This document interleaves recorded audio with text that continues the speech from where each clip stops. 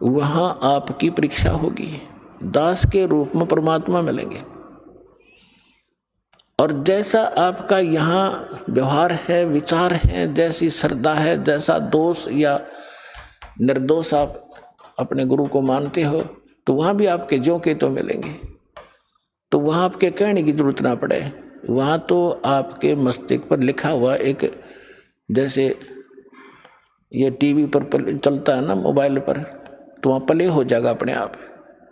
और वह कहते वहाँ का फिर वापस हुआ, फिर कभी नहीं वापस जा पाएगा। तो पुण्यात्माओं, जो काम करो तो ढंग से करो, जिस मार्ग पर लगते हो सफलता तभी मिलेगी। तो गुरु जी को यहाँ आपने एज ए गॉड ट्रीट करना है। पुण्यात्माओं, जब तक हम परम संत और परमेश्वर की शरण में नहीं आते हैं, तब तक हम केवल अपना प्रारब्ध ही भोग रहे होते हैं, किस्मत में लिखा ही पा रहे होते हैं। और जब परमेश्वर से कनेक्शन हो जाता है तो हमारे को एक पावर प्राप्त हो जाती है। जैसे हम पहले हाथ से चक्की पीसती थी हमारी माताएं, तो 1 घंटे में वो मुश्किल से 2 किलो आटा पीस पाती थी। और आजकल इलेक्ट्रिक चक्की होगी, 1 घंटे में 1 क्विंटल और बगैर किसी परिश्रम के वो पीस के रख देती है। तो पुण्यात्माओं, अभी तक हमें कनेक्शन पावर का मिला नहीं था, और जिन पावर को हम से कनेक्शन हम ले रहे थे वो डिम लाइट थी, वो कोई काम नहीं कर पावा थी। तो अब ये परमात्मा की पावर से जो काम होंगे, कनेक्शन ठीक रखना। दास बार बार आपको कहता, बालक हो, और जैसे कनेक्शन जिन बिजली ले रखी है उनको पता है कनेक्शन कटा फिर तो पंखे ना चलें, ना कोई ट्यूबवेल चले, सब असुविधा हो जाएंगी। तो परमात्मा भी कहते हैं, जब लग हंसा हमरी आना, और काल लगे नहीं तेरा बहना। तो पुण्यात्मा, परमात्मा का वचन है कि इस समय में पूरा विश्व परमात्मा को पहचानेगा, इसलिए आपको शिक्षा दी है, ऐसे उपकरण बनवाए हैं। एक एक भक्त अपना रो रो के कथा सुना रहा है कि हम कितने दुखी थे। ये दुख तो आपके एक फ्री में निवारण होंगे जो आपको भारी पड़ रहे थे, और जो मूल कष्ट आपका जन्म और मृत्यु का असंग जन्म हो गए यहाँ भटकता है, वो दुख दूर होगा इस दास के परमात्मा के इस ज्ञान से और इस समाधान से।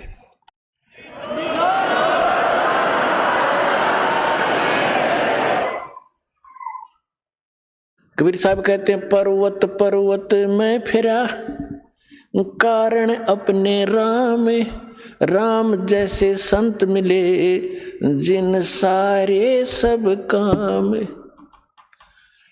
आज प्रश्न चल रहा है कि मात पिता मिल जाएंगे 184 माही, सतगुरु सेवा और बंदगी भाई फेर मिलन की नाही।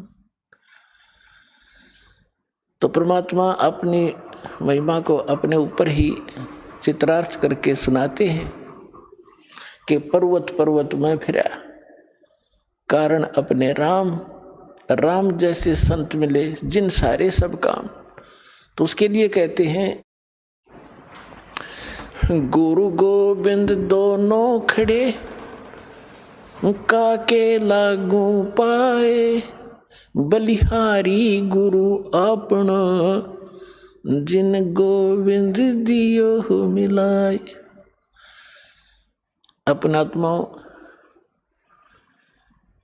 परमात्मा कहते, कबीर हरि जय रूठ जा गुरु की शरण में जाए, कहे कबीर गुरु रूठ गए तो हर नहीं होते सहाय। अब जैसे किसी व्यक्ति को सुख प्राप्त है और चाहे वो भक्ति कर रहा है नहीं कर रहा है, तो आम व्यक्ति ये कहा करता है कि इसका भगवान राज्य है, इसका परमात्मा इस पर प्रसन्न है। और जिनके ऊपर दुख पे दुख आ रहे होते हैं तो वो अपने आप ही कहा करता है कि हमारा राम रूस गया, हमारा भगवान रुष्ट हो चुका है, हमारा भगवान रुष्ट है, इसलिए हमें दुख हो रहे। तो यहाँ कबीर साहब कहते हैं, कबीर हरि जय रूठ जा, गुरु की शरण में जावे। कहे कबीर गुरु रूठ गे तो हर ना होत सहाय। गुरु गोविंद दोनों खड़े किसके लागू पाए। बलिहारी गुरु अपना जिन गोविंद दियो मिलाए। अब जैसे उदाहरणार्थ कोई जंगल में खेतों में मजदूरी कर रहा है या कार्य कोई कर रहा है, एक मटका पानी का भर के रख लिया। जब तक वो जल उपलब्ध है उस घड़े में, उसको कोई प्रॉब्लम नहीं। जो कहीं से उठा भर के लाया है, और जब वो जल समाप्त हो जाता है तो वो असुविधा हुई, उसको प्यासा मर रहा है, तो उसका क्या तरीका है कि फिर से जाइए उस हैंडपंप या कुएं पर और फिर से वो जल प्राप्त कीजिए, और फिर सुविधा होगी, फिर जान बची। इसी प्रकार जब तक आपके पूर्व जन्म का संचित पुण्यों का घड़ा भरा है, आपका राम राज्य है, आपका भगवान प्रसन्न है, आपको कोई आपत्ति नहीं है, और जिस समय आपके पुण्य समाप्त हो गए तो समझो आपका राम रुष्ट गया, रुष्ट हो गया। अब पुण्य क्षीण हुए तो दुख हुए, दुख हुए तो राम रुष्ट गया, रुष्ट हुआ। तो क्या बताते हैं, कबीर हरि जय रूठ जा, गुरु की शरण में जावे। कहे कबीर गुरु रूठ गए तो हर ना करे सहाय। अब जैसे आपके पुण्य समाप्त हुए, जैसे जल खत्म हुआ मटके का घड़े का, तो हैंडपंप के पास जाइए और उसकी सेवा कीजिए, भक्ति कीजिए, साधना कीजिए, उसको चलाइए और गढ़ा भर लीजिए। अब परमात्मा ये उदाहरण देना चाहते हैं कि एक हैंडपंप तो गुरु और वांछित वस्तु जल गॉड, एक गड्ढे में जल रखा हो और हैंडपंप हो। आपसे कोई कहे कि मैं इन दोनों में से आप कौन सा सिलेक्ट करोगे, आप घड़ा चाहोगे, जल रखोगे या हैंडपंप रखना चाहते हो, तो अंडरस्टूड है कि इस हैंडपंप से तो लाखों घड़े भर लेंगे, और इस घड़े में जो जल है तो एक दिन भी पूरा नहीं हो सकता, चलेगा। तो यहाँ कहते हैं कि गुरु गोविंद दोनों खड़े, जल तो गोविंद है और हैंडपंप गुरु है, हैंडपंप से ही गोविंद मिल रहा है आपको। तो क्या आप पे उदाहरण देते परमात्मा, बलिहारी गुरु अपना जिन गोविंद दियो मिलाए। हम तो बलिहारी गुरु के ऊपर जिसने गोविंद मिला दिया। तो परमात्मा क्या बताते हैं, फिर मर्यादा बताते हैं ऐसे सतगुरु की। भाई गुरु से अधिक ना कोई ठहराई, मोक्ष पंथ नहीं गुरु बिन पाई। आप नित्य नियम डेली पढ़ते हो, ये आप डेली पढ़ते हो, इससे ज्ञान यज्ञ का लाभ होता है, लेकिन इसको गहराई से विचार नहीं करते हो। ये आपको इसलिए दिए हैं, आपको दोनों लाभ होंगे, एक तो ज्ञान यज्ञ और साथ में आप सतर्क रहोगे तो लाभ होगा आपको। इसमें क्या बताया गया है, गुरु से अधिक ना कोई ठहराई, मोक्ष पंथ नहीं गुरु बिन पाई। राम कृष्ण बढ़ते हु पुर राजा, तिन गुरु बंद कीन निज काजा। गई भक्ति सतगुरु की करही, आदि नाम निज हृदय धरही। गुरु चरणन से ध्यान लगावे, अंत कपट गुरु से ना लावे। अब यहाँ परमात्मा बताते हैं कि गुरु से अधिक किसी को नहीं माने। अपने आत्माओं ये फाउल पॉइंट बताए जाते हैं सत्संग के माध्यम से, खिलाड़ियों को भी सिखाया जाता है कि तुम ऐसे करोगे तो फाउल हो जाओगे, ऐसे करोगे फाउल हो जाओगे। तो जो बच्चा खिलाड़ी उन फाउल पॉइंट से डरेगा तो सफल होता है। अब जैसे इस ज्ञान को सुनकर समझकर, क्योंकि आज बहुत इंटेलिजेंट समाज है, मानव समाज, विद्वान है, किसी ने ला कर रखा है, किसी ने डॉक्टरी कर रखी है, किसी ने और इंजीनियरिंग कर रखी है, कोई IAS IPS के है, इंटेलिजेंट है, एजुकेटेड है, उनके बोलने के तरीके भी आम जन से अधिक अट्रैक्टिव होते हैं। तो यह इस ज्ञान को समझकर और कोई कहीं खड़ा होकर कोई ये प्रवचन करता है और फिर कोई ये कहता है कि बहुत अच्छा प्रवचन किया, इसने बड़ा अच्छा ज्ञान दिया, बात वही है तो दास से सुनी हुई है। तो ये कौन कह सकता है ये बातें? जिसने शराब पी रखी हो। गुरु के ज्ञान में और उसके द्वारा बताए गए उस ज्ञान में आप अंतर मान गए कि इसने बहुत बढ़िया बता दिया, तो आपने गुरु से अधिक माना उसको, तो आप फाउल हो जाओगे। एक सीधी सी बात है, किसी के घर चोरी होगी और किसी ने जाके संदेशा दिया कि भाई आपके घर पर चोरी होगी। अगर सामने वाले ने शराब नहीं पी रखी होगी तो तुरंत उस सतर्क होगा और पूछेगा भाई कितना के धन खराब हुआ, और जैसे भी फिर आगे बताएगा वो बहुत इतना ही पर्याप्त है उसको ये सुनना कि तुम्हारे घर पर चोरी होगी। और उसके साथ 2-3 और शराब पिए पड़े थे, उन्होंने भी सुन ली। वो शराबी कह रहा है आपका चोरी हो गई, तो जिसका चोरी हो रही थी उन्होंने बोला हाँ इसने बहुत बढ़िया सुर में बोला, बहुत अच्छा सुनाया। अरे भले आदमी, ये सुर में सुनाने से एक सिंपल वे से कहने से वो अच्छा कह रहा है, तो दोनों शराबी है वो। तो कहने का भाव ये है कि जब इंसान होशमा होगा इतना ही पर्याप्त है। तो कहते हैं गुरु से अधिक ना कोई ठहराई, मोक्ष पंथ नहीं गुरु बिन पाई। तो इस प्रकार की बहुत सी बातें हैं। कहते हैं गुरु को तजय बजय जो आना, तापसुआ को फोकट ज्ञाना। आज तक हम यही मार खाते रहे। उदाहरण के तौर पर आपको बहुत बार बताया है, एक कमाल नाम का लड़का था जो परमेश्वर कबीर जी ने मुर्दा जिंदा किया था। 10-12 वर्ष की आयु थी उनकी। फिर अपने साथ रखा। और परमात्मा तो प्रवचन करते हैं, ज्ञान देते हैं सामूहिक रूप से। उस बच्चे ने भी, वो 20-22 वर्ष का हो गया, उसने वो परमात्मा के सुना हुआ ज्ञान सुन लिया और फिर आप सुनाने लग गया। तो हम मार खाते ऐसे आए। तो वो जो श्रद्धालु थे भगत परमात्मा के, वो ज्यादातर उस युवा लड़के की युवा आवाज से प्रभावित होकर उससे अट्रैक्ट हो गए। गुरुदेव को पता चला, बहुत से भगत कहने लगे, वो तो परमात्मा थे, जानते थे कि जी कमाल तो बहुत बढ़िया सत्संग सुनावे है, आपसे भी अच्छी तरह समझाता है। तो यही फेल हो गए वो। गुरु को तजय बजय जो आना, तापसुआ को फोकट ज्ञाना।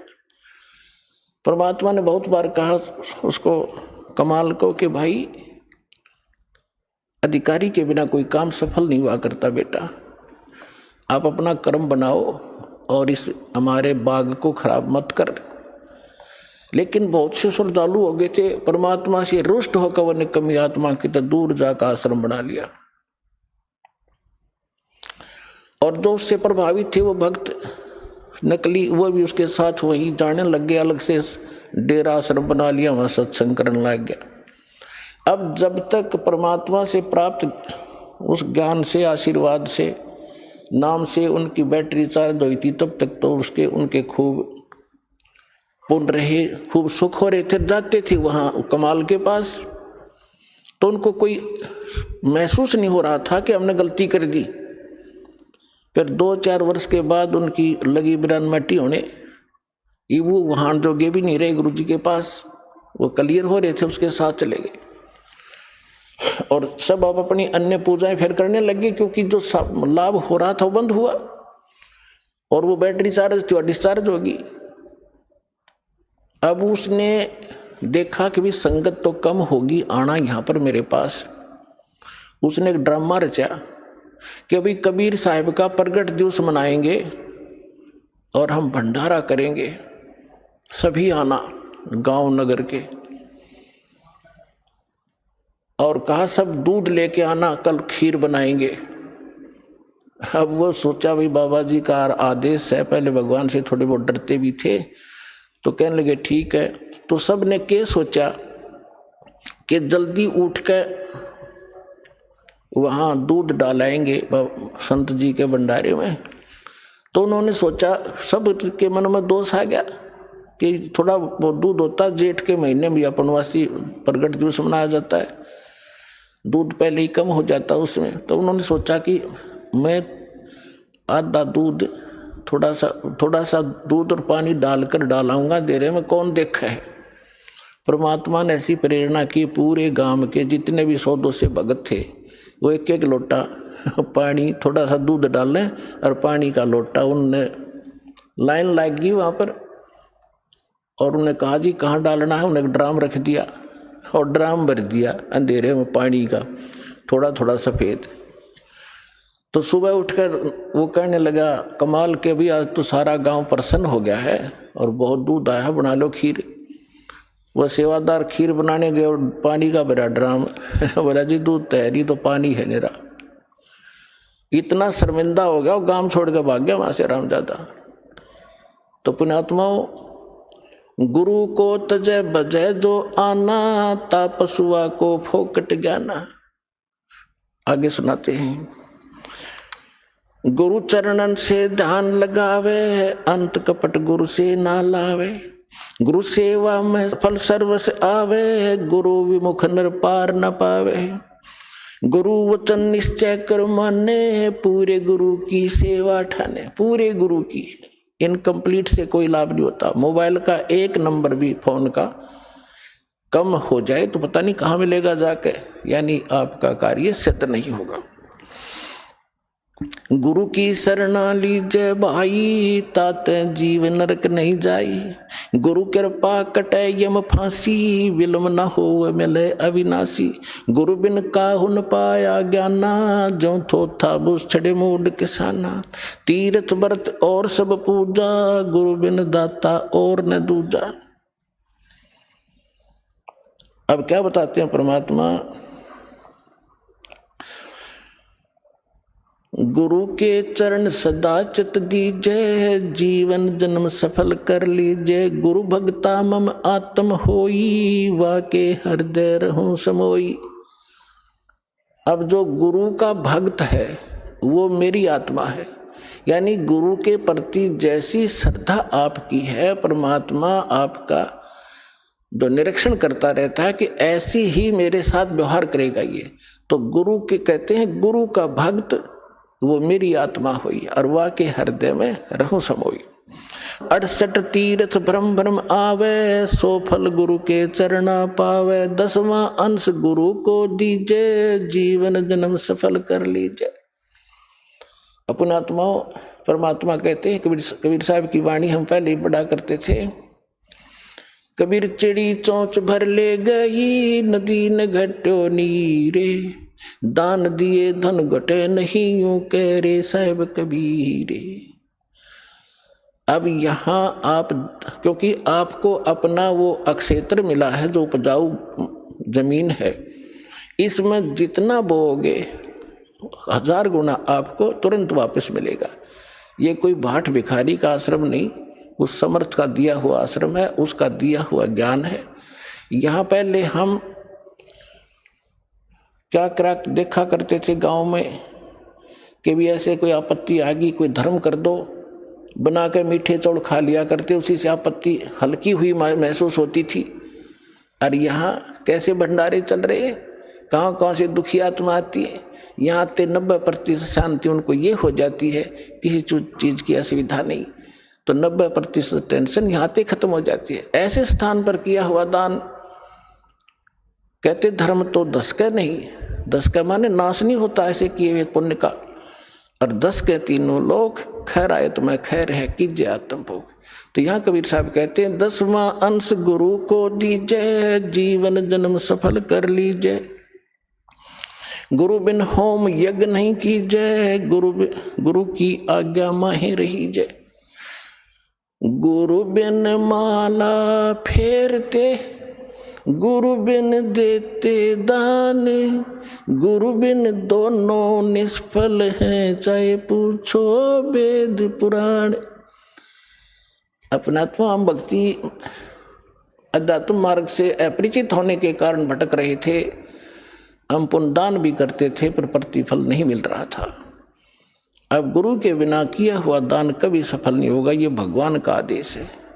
आपको अब गुरु मिले हैं, विश्व में गुरु नहीं, ठीक है, वैसे तो जैसा कर्म करोगे यहाँ का भी दान फल मिलेगा। जैसे किसी ने भंडारे कर दिए, कोई कबूतर को, पक्षियों को दाने डाल दिए, कहीं कंबल बांट दिए, कोई गौशाला धर्मशाला बनवा दी। अब दोनों बात कहते हैं परमात्मा के गुरु के बिना किया हुआ दान आपको कोई लाभ नहीं देगा। फिर ये भी कहते हैं पावेगा अपना किया रे, भोगेगा अपना किया रे, जैसा करेगा वैसा मिले भीगा। अब जैसे कोई सेठ साहूकार बना हुआ है, उन्होंने भंडारे कर दिए, कंबल बांट दिए, बहुत से अनाथों को भोजन खिला दिए, तो फिर क्या होगा? गुरु मिला नहीं, मिले तो नकली मिले, तो अगले जन्म में वो ऐसा किया हुआ उसको मिलेगा, क्योंकि फिर वो क्या बनेगा? कुत्ते की योनि में जाएगा, और कुत्ता बनेगा अच्छे कोई ऑफिसर के, किसी सेठ के घर पे, वो किया हुआ मिलेगा उसको। अब उसका ड्राइवर तो होगा मनुष्य, और वो कुत्ता बैठेगा कार में पिछली सीट पे, माल्य गाड़ी पे, और मालिक मनुष्य चला रहा होगा और कुत्ता बैठा पिछली सीट पर, झांकी में खिड़की में देख रहा है नो ठाठ से। और अलग से कमरा होगा, उसमें एसी लगा होगा, महीने में 2-3 बार वेटरनरी सर्जन उसको चेक करने के लिए आता। अब उस मूर्ख ने जो दान किया था वो दे तो दिया भगवान ने, पर मिला कुत्ते की योनि में, और आगे क्या बनेगा? फिर सूर बनेगा, फिर क्या सुविधा पाएगा? तो यह परमात्मा कहते हैं गुरु बिन माला फेरते, गुरु बिन देते दान, गुरु बिन दोनों निष्फल है, चाहे पूछो वेद पुराण। अब गुरु जी के माध्यम से किया हुआ दान, और गुरु मिल गया तो दान के फिर सारा कुछ ही होगा, वहां तो मोक्ष भी मिलेगा, मंत्र भी मिलेंगे, या तो पार हो जाएगा। पार नहीं हुआ तो मनुष्य जीवन मिलेगा उसको, और मनुष्य जीवन मिलेगा तो परमात्मा भटक ही रहा है, फिर ढूंढेगा आपका। लेकिन प्रार्थना आपसे की जाती है कि इस जन्म को आगे मत बढ़ाना, इसको फाइनल कर दो। कोट जन्म तन भर मत होगे, कुछ ना हाथ लग्या रे, कुकर सुकर खरबा बोरे, कौआ हंस बुगारे। कोटि जन्म तू राजा की, ना मिटी न मन की आशा, भिक्षुक होकर दर दर घूमिया, ये मिला ना निर्गुण रासा। अब ये साधना ना मिलने से आप ऐसे भटक रहे हो। सुखदेव ने 84 भुगती बना पजावे खरवो, तेरी क्या बुनियाद पराणी, तू पेंडा पंथ पकड़वो। सुखदेव जैसे ऋषि इन साधनाओं को करके और फिर 83 लाख योनियों में गधे की योनि को प्राप्त हुए। आपकी क्या बुनियाद है पुण्यात्माओं? आप इस मार्ग को ग्रहण करो जो अब आपको परमात्मा द्वारा दिया गया। गुरु बिन होम यज्ञ नहीं की जय, गुरु की आज्ञा माहे रही जय। गुरु सुर तुरु सुर धैनु समाना, पावे चरण मुक्ति परवाना। अब गुरु जो होगा वो सुर तुरु, जैसे हम सुना करते स्वर्ग में कहते हैं कि कल्प वृक्ष है, देवताओं का वृक्ष, तो यहाँ कहते हैं गुरु, जो गुरु होगा, बाकी नकली तो है ये कख भी नहीं इनके पास। गुरु सुर तुरु यानी देवताओं का वृक्ष, और सुर धेनु जिसको काम धेनु कहते थे, देवताओं की गाय, यानी जो मांगे जब दे दे, उसी समय दूध दे दे तो सब मनोकामना पूर्ण करे। तो कहते हैं गुरु सुर तुरु सुर धेनु समाना, पावे चरण मुक्ति परवाना। तन मन धन अर्प गुरु सेवे, हो गलतान उपदेश ही लेवे। सतगुरु की गति हृदय धारे, और सकल बकवाद निवारे। गुरु जी की गति यानी जो मार्गदर्शन करते हैं, जो स्थिति वो बताते हैं भगवान की, उसी को फाइनल करे किसी अपनी तरफ से जो भरा हुआ गंध है पहले का उसने छोड़ दे, अब वो अग्रम अग्रम इस मार्ग में नहीं चलेगी, आपको बाधा कर देगी। गुरु के सम्मुख वचन ना कहे, सो ससुरैनी गैनी सुख लह।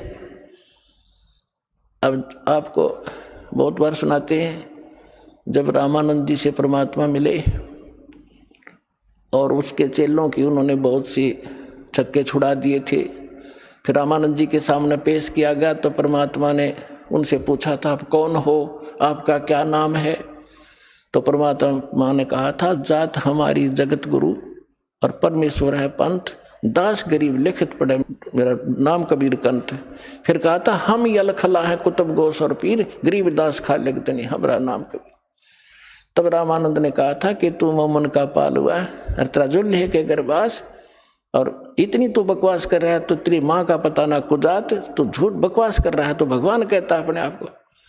तो हाथ जोड़ के विनम्र भाव से वो धमका रहे हैं, क्योंकि उन्होंने उनको गुरु धारण कर लिया था और एक अच्छे से इसकी परमात्मा क्वालिटी बता रहे हैं, रिहर्सल करके वो गाली दे रहे हैं, धमका रहे हैं, और वो विनम्र भाव से खड़े हैं कि आप जो कह रहे हो श्रोधारिये, लेकिन मैं जो कह रहा हूँ गुरुदेव वह भी सच्ची मान लेना कि हम ही अलख अला हैं कुतुब गोस और पीर, गरीब दास खा लगतनी हमारा नाम कबीर।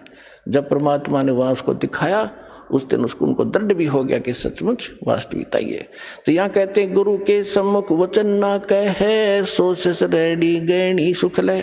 गुरु से सस करे चतुराई, सेवाहीन नरक में जाई। यानी जो गुरु के साथ चतुरता दिखाता है, बकवाद करता है, क्योंकि आप चाहे कितने इंटेलिजेंट हो और कितने आपने बोलने का तरीका हो, इस दास से अधिक आप साधन नहीं हो सकते। ये विचार फाइनल कर लेना, क्योंकि जो ज्ञान आज दास को प्राप्त है, सभी नहीं, एक आधा जो नए आते हैं उनमें थोड़ी सी त्रुटि होती है, और दास के जो वचन हैं ये कॉमन इंजेक्शन है सबके लिए, जिसमें जो त्रुटि होगी वही असर करेगा यो, और बाकी सतर्क होंगे। तो इसलिए गुरु जी को परमात्मा के तुल्य मान के इस भक्ति जीव मार्ग को, भक्ति के सफर को तय करोगे तो बहुत आसानी से सफल हो जाओगे और आपका कल्याण होगा। बोलो सतगुरुदेव।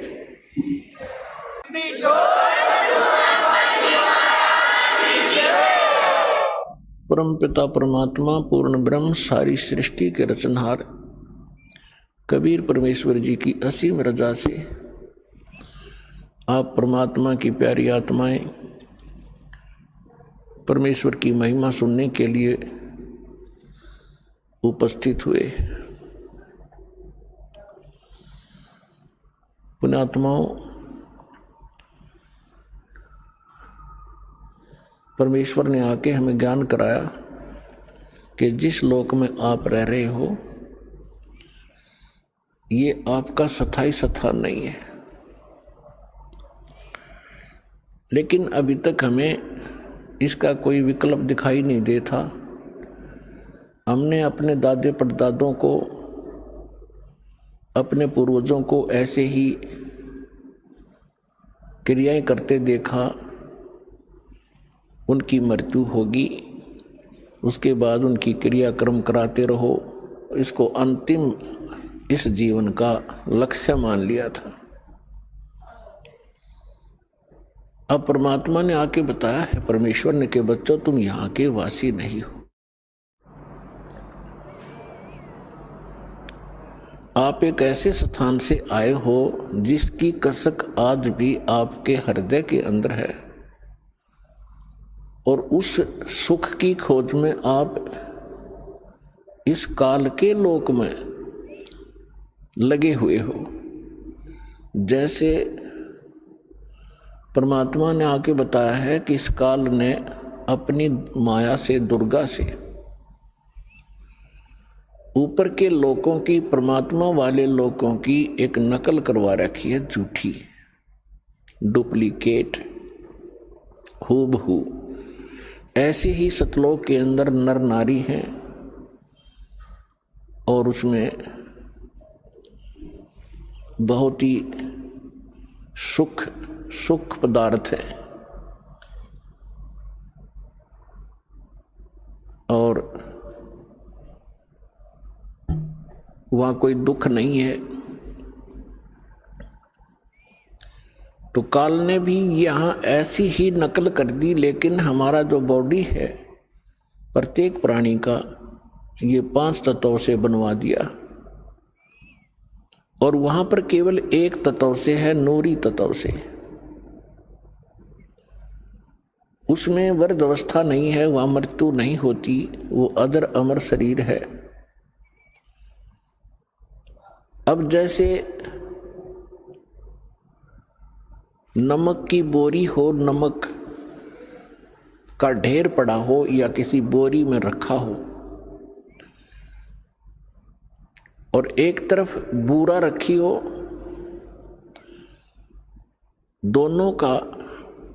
दोनों की जो है एक जैसा कलर होता है, लेकिन उसके टेस्ट में अंतर होता है। इसी प्रकार हम नमक की बोरी में और उस खांड के, बूरा के, चीनी के टेस्ट को खोज रहे हैं, कभी नहीं मिल सकता। वो टेस्ट आ ही नहीं सकता। वो टेस्ट तो भाई बूरा की बोरी में ही आएगा। तो परमात्मा यहां स्वयं आते हैं, आकर हमें याद दिलाते हैं। क्या बताते हैं? मन तू चल रे सुख के सागर, जहां शब्द सिंधु रत्नागर। मन तू चल रे सुख के सागर, जहां शब्द सिंधु रत्नागर। सुख सागर, श्रीमद् भगवत गीता अध्याय नंबर 4 के अंदर श्लोक नंबर 5 और 9 में, गीता अध्याय नंबर 2 श्लोक 12 में, गीता अध्याय नंबर 10 श्लोक 2 में गीता ज्ञान दाता अपने सतीची बताता है कि अर्जुन, तेरे और मेरे बहुत जन्म हो चुके हैं, तू नहीं जानता, मैं जानता हूं। और फिर गीता ज्ञान दाता अपनी साधना का मंत्र बताता है, गीता अध्याय नंबर 8 के श्लोक नंबर 13 में। क्योंकि श्री कृष्ण जी के अंदर प्रवेश करके प्रेतवत ये काल बोल रहा है, 21 ब्रह्मांड का स्वामी, जो ब्रह्मा विष्णु महेश जी के पिता है, ये कह रहा है कि मुझ ब्रह्म का ओम इति एकाक्षरम ब्रह्म व्यवहारण मामनुस्मरण ये प्रयाति तजन देहम स याति परमाम गतिम। मुझ ब्रह्म का केवल एक ओम अक्षर है, और जो इसका अंतिम शरीर छोड़ने तक यानी अंतिम श्वास तक सिमरण करता हुआ जाता है, वो ओम से मिलने वाली परम गति को प्राप्त होता है। ओम किसका मंत्र है? ब्रह्म का। ब्रह्म की साधना से कौन सी गति होती है? ब्रह्म लोक प्राप्ति होती है। गीता अध्याय नंबर 8 के श्लोक नंबर 16 में स्पष्ट किया है कि ब्रह्म लोक में गए हुए प्राणी भी फिर जन्म और मृत्यु में आते हैं। तो इसे सिद्ध हुआ कि गीता ज्ञान दाता, अब जैसे हिंदू समाज के भोले श्रद्धालु इन अज्ञानी ऋषि महर्षि आचार्यों शंकराचार्यों से भ्रमित होकर मानते रहे कि श्री कृष्ण सुप्रीम पावर है और श्री कृष्ण जी गीता का ज्ञान बोल रहा है और ये अजर अमर हैं, इनके कोई जनक नहीं, इनके कोई माता पिता नहीं। ये था लोकवेद। लोकवेद का अर्थ होता है दंत कथा, सुनी सुनाई बातें जो सत्य ना हो, ये लोकवेद था। अब इनकी जीवनी से पता चला कि ब्रह्मा विष्णु महेश नासवान है, इनकी जन्म मृत्यु होती है। श्री कृष्ण जी को तो गीता के ज्ञान का कुछ भी पता नहीं था, उसने क्या बोला था। इनकी बात को यदि बड़ा करके चले कि श्री कृष्ण जी ने गीता का ज्ञान दिया। श्री कृष्ण इज विष्णु, श्री कृष्ण जी विष्णु हैं, विष्णु के अवतार श्री कृष्ण जी हैं और सतोगुण विष्णु। तो यहां ये खुद कहता है मेरे और तेरे बहुत जन्म हो चुके, क्या इन हमारे गुरु अंधों ने, आंखों वाले अंधों ने क्या ये नहीं पढ़ा? तो इसके विषय में परमेश्वर ने सूक्ष्म वेद में कहा है, मोती मुक्ता दर्शत नाही, ये जग है सब अंदरे, दिखत के तनैण चश्म, इनका फेरा मोतिया बिंदरे। ये दिखे थे महर्षि मंडलेश्वर संस्कृत भाषा धारावाहिक सुनाकर बड़ी जनता में प्रभु पाक रहे थे, स्वामी पाक रहे थे। तो परमात्मा ने आके उसी समय कहा था कि ये संत नहीं है, ये विद्वान नहीं है, इनको अपने सिलेबस का ज्ञान नहीं है, टीचर काहे के हैं। और इसी बात का विरोध भगवान का घृणा करा दिया था और झूठ बोली नरी इन हमारे मंडलेश्वरों ने, ब्राह्मणों ने, गुरुओं ने, काजी और मुल्लाओं ने कि ये अशिक्षित है, दुल्हा क्या जाने सदग्रंथों के गूढ़ रहस्यों को, ये पढ़ा नहीं है। आज परमात्मा ने दया बख्शी, पहले अपने बच्चों को शिक्षित किया, सदग्रंथ सिंपल भाषा में उन्हीं से अनुवाद करवा दिया। यदि ये दास अनुवाद करता, वो तो करना ही ऐसे था, लेकिन ये फिर भी टांग अड़ा देते कि रामपाल ने संस्कृत ना आती, जैसे भगवान के बारे में कहा करते ये क्या जाने वेदों और गीता के गूढ़ रहस्यों को। तो परमात्मा का काम कच्चा नहीं होता। 600 वर्ष पहले धर्मदास जब चिंतित गणे हो गए थे, जब कह दिया था भाई चिंता ना करे, जब कलयुग 5500 वर्ष बीत जाएगा फिर आकर मैं सब न पार करूंगा, तेरे वंशज भी पार हो जाएंगे, पूरा विश्व पार होगा। तो उस परमात्मा ने 600 वर्ष पहले ये बताया था कि ये जितने संत हैं, मंडलेश्वर हैं, ये मुल्ला और काजी हैं, ये अपने धर्म के धर्म ग्रंथों से भी परिचित नहीं है, ये केवल अपनी सोच से दंत कथा सुना के और इनको अपनी रोजी रोटी का आधार बनाए बैठे हैं। तत्व भेद कोई ना कहे रे झूमकरा, ये पैसे ऊपर नाच सुनो राई झूमकरा, कोटों मध्य कोई नहीं रे झूमकरा, अरबों में कोई गर्क सुनो राई झूमकरा। एक सरदार जी आया था गरीबदास जी के पास, उसने जब ये ज्ञान सुना तो अचंभित हुआ और कहने लगा, हे भगवान, आज तक ये ज्ञान हमारे को किसी ने नहीं बताया। तब उन्होंने कहा था कि ये तत्व भेद कोई ना कहे रे झूमकरा, ये पैसे ऊपर नाच सुनो रे झूमकरा। तो पुण्यात्मा परमात्मा ने उसी समय कहा था कि मोती मुक्ता दर्शत नाही, ये जग है सब अंदरे, दिखत के तो नैन चश्मे, इनका फेरा मोतिया बिंदरे। जिसका मोतिया बिंद हो जाए आंखों में, आंख स्वस्थ दिखाई देती है पर उसको दिखता कुछ नहीं। इसी प्रकार हमारे धर्मगुरु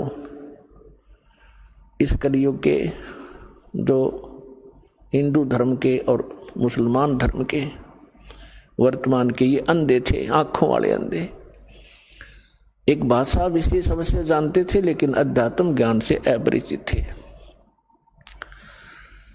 तो उन्होंने ये नहीं पढ़ा कि खुद कह रहा है कि मेरी जन्म मृत्यु होती है। वास्तव में तो श्री कृष्ण जी ने गीता का ज्ञान बोला ही नहीं, उसका तो शरीर प्रयोग किया था काल ने। अब जो प्रसंग चल रहा है उसी पर आते हैं। अब गीता ज्ञान दाता ने स्पष्ट कर दिया कि मेरे भी जन्म होते हैं, आपके भी होंगे। और फिर गीता अध्याय नंबर 8 के श्लोक नंबर 1 में अर्जुन ने प्रश्न किया कि भगवान आप कह रहे हो 7वें अध्याय के 29वें श्लोक में कि जो उस तत्ब्रह्म से परिचित हो जाता है और सारे अध्यात्म ज्ञान से परिचित है, सभी कर्मों से परिचित है, वो केवल जरा और मरण से मोक्ष प्राप्ति के लिए, छुटकारा पाने के लिए ही प्रयत्न करते हैं। अर्थात वो इस संसार के प्रत्येक इस नाशवान सुख से, नाशवान क्रियाओं से परिचित हो जाते हैं। वो फिर इस संसार की किसी वस्तु की डिमांड नहीं करते हैं। कबीर साहब भी अपनी महिमा आप पर बताते हैं संसार की, सचीची बताते हुए कहते हैं, क्या मांगू कुछ थिर ना रहाई, और देखत नैन चला जग जाई। 1 लख पूत 1.25 लाख नाती, उस रावण के अज दीवा न बाती। फिर परमात्मा कहते हैं, आवत संग ना कोई जात संगाती। जब तुम यहां आए तब ना पत्नी साथ आई थी, ना पुत्र पुत्री साथ आए थे। जब तुम यहां से जाओगे तब तो आपके साथ इनमें से कोई नहीं जाएगा। आवत संग ना जात संगाती, और क्या भयादर बांधे हाथी। राजाओं को संकेत कर रहे हैं। राजा लोग अपनी महिमा दिखाने के लिए अपने किले के बाहर हाथियों की लाइन लगा दिया करते थे, बांधा करते थे बाहर, ताकि दूसरे राजाओं के गुप्तचर आवें। राजा अपनी महिमा दिखाते थे। कुछ जब एक आदमी राजा के पास 200 हाथी बंधे हुए हैं तो कितना सक्षम होगा, यह प्रभुता थी उनकी। तो परमात्मा कहते हैं, क्या भयादर बांधे हाथी, द्वारका गाथी बांध के क्या फूला समाता है। कल मृत्यु हो जाएगी, परसों गधा बनेगा। फिर क्या बताते हैं, कह कबीर अंत की बारी, जैसे हाथ झाड़ के चला जुआरी।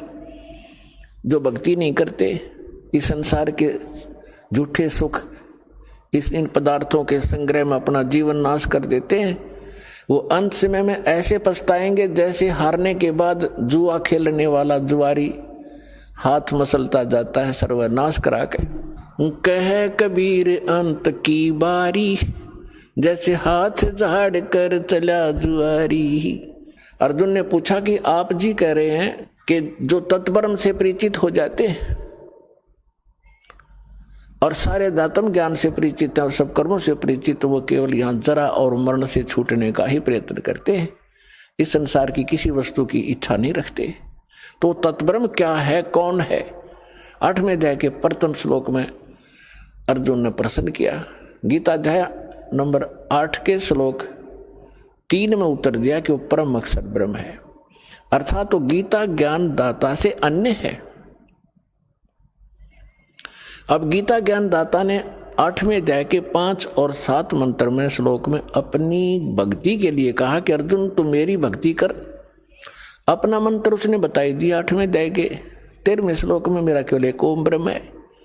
और ये नाड़ी, ये हमारे धर्मगुरु कौन से मंत्र देते थे? ओम नमः शिवाय, ओम भगवते वासुदेव नमः, हरे राम हरे कृष्ण कृष्ण कृष्ण हरे हरे, राधे राधे श्याम मिला दे।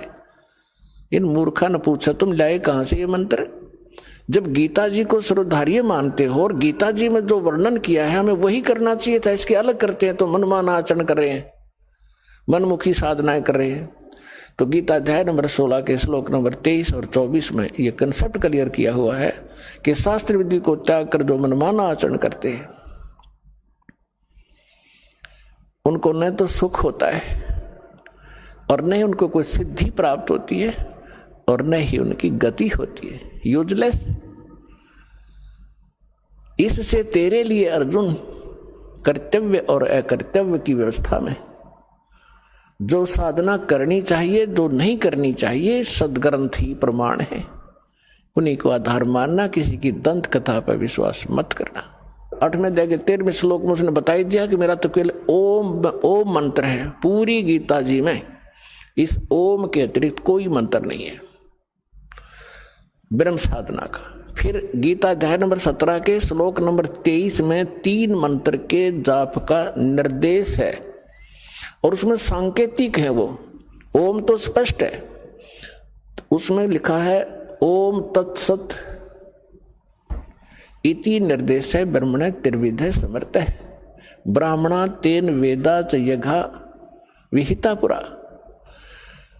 इसका अर्थ है कि उस सच्चिदानंद घन ब्रह्म, परम अक्षर ब्रह्म की साधना का केवल ये ओम तत्सत 3 मंत्र के जाप का निर्देश है। इसकी 3 विधि से ही जाप है। त्रिविधा समर्थ है। ओम तत्सत इति निर्देश है। निर्देश का मतलब है फाइनल फैसला, डायरेक्शन, उसमें कोई अग्रम मग्रम नहीं रहती।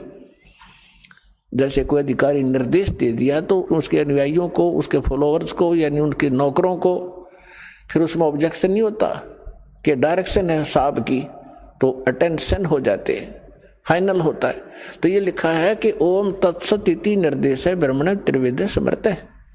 ब्रह्मण माने उस परम अक्षर ब्रह्म का, उसको पाने का, उसकी प्राप्ति का।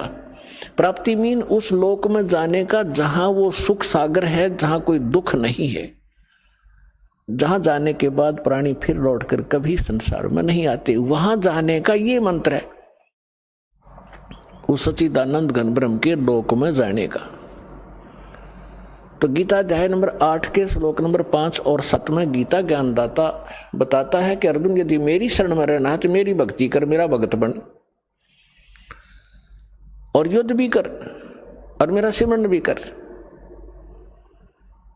अपने आत्माओं इसे 2 कंसेप्ट क्लियर हो गए कि एक तो जैसे ये हठ योग बताता है कोई साधक, कोई संत, 2.5 घंटे सुबह 2.5 घंटे शाम, ये दंत कथा है, लोक वेद है, ये मनमाना आचरण है। किसी भी सदग्रंथ में इस हठ योग का प्रावधान नहीं है। इसमें स्पष्ट कर दिया है कि अर्जुन तो युद्ध भी कर और सिमरन भी कर। तो इसी प्रकार सूक्ष्म वेद में कहा है, नाम उठत ना हम बैठत, नाम सोवत जागवे, नाम खाते नाम पीते, नाम सेती लागवे। यही वेद बताते हैं। यजुर्वेद अध्याय नंबर 40 के मंत्र 15 में कहा कि ओम कर्तुम समर, किलबे समर और कर्तु समर। ओम नाम का जाप काम करते करते सेवन कर, विशेष कसक के साथ सेवन कर, मनुष्य जीवन का प्रथम कर्तव्य जानकर या भक्ति कर। ये तो ब्रह्म सत्र का ज्ञान उसने दिया है कि ओम का जाप करना, मेरी शरण में रहना। वो भी गीता ज्ञान दाता भी ब्रह्म है, वेद ज्ञान दाता भी ब्रह्म ही है। फिर वो वेद ज्ञान दाता ऑप्शन छोड़ देता है कि यजुर्वेद के 40वें अध्याय के 17वें श्लोक में कि वो परमात्मा तो प्रोक्ष है, गुप्त है, वो पूर्ण परमात्मा, और मैं ब्रह्म हूं, मैं ब्रह्म लोक में रहता हूं, मेरा ओम नाम है, मेरा सिमरन करेगा तो मुझे ही प्राप्त होगा। तो यहां हम फिर आते उसी प्रसंग पे कि वेद ज्ञान दाता भी ब्रह्म है, और यहां ये कह रहा है कि युद्ध भी कर। गीता ज्ञानदाता भी वही है, कहता युद्ध भी कर, मेरा सिमरन भी कर। अंत समय में जो सिमरन करता हुआ तू छोड़कर जाएगा शरीर, तो मुझे ही प्राप्त होगा, मेरे में भावित रहेगा। इसने अपनी स्थिति बताई दी है कि तेरे और मेरे बहुत जन्म हो लिए, आगे भी होंगे। जन्म मृत्यु ना तेरी मिटे ना मेरी मिटे। तो गीता अध्याय नंबर 15 के श्लोक नंबर 4 के अंदर कहा है कि तत्वदर्शी संत और तत्व ज्ञान की प्राप्ति के उपरांत परमेश्वर के उस परम पद की खोज करनी चाहिए, जहां जाने के बाद साधक फिर लौटकर कभी संसार में नहीं आते। और जिस परमेश्वर ने ब्रह्मांडों की रचना की है, तो इससे स्पष्ट है कि गीता ज्ञानदाता से कोई अन्य है वो समर्थ शक्ति, वो सुप्रीम पावर, कंप्लीट गॉड है, पूर्ण ब्रह्म, पूर्ण परमात्मा। और केवल उसी की भक्ति करो। तो इन हमारे धर्म गुरुओं की अकल मारी जा रही थी और रोज पढ़ा करते, पढ़ने की सलाह देते थे। गीता को स्वयं भी घोट रखा था, अनुयायियों को भी कहा करते डेली एक अध्याय पढ़ो। तो क्या फायदा हुआ उस पढ़ने का जिसका ज्ञान कति नहीं। गीता जी बता क्या रही है, उसके विपरीत क्रियाएं कर रहे हैं। तो गीता अध्याय नंबर 18 के श्लोक नंबर 62 में कहा कि अर्जुन तू सर्वभाव से उस परमेश्वर की शरण में जा, उस परमेश्वर की कृपा से तू परम शांति को और सनातन परम धाम को, सनातन शाश्वतम स्थानम, शाश्वत सदा रहने वाला जिसका नाश कभी ना हो, और जहां गए प्राणी फिर लौटकर संसार में जन्म मृत्यु में नहीं आते, उसको प्राप्त होगा। वो परमात्मा अन्य है। तो गीता अध्याय नंबर 8 के श्लोक नंबर 5 और 7 में गीता ज्ञानदाता अपनी स्थिति बता रहा है कि मेरी भक्ति कर, मेरे में समर्पित हो और युद्ध भी कर, निसंदेह तो मुझे ही प्राप्त होगा। अंडरस्टूड?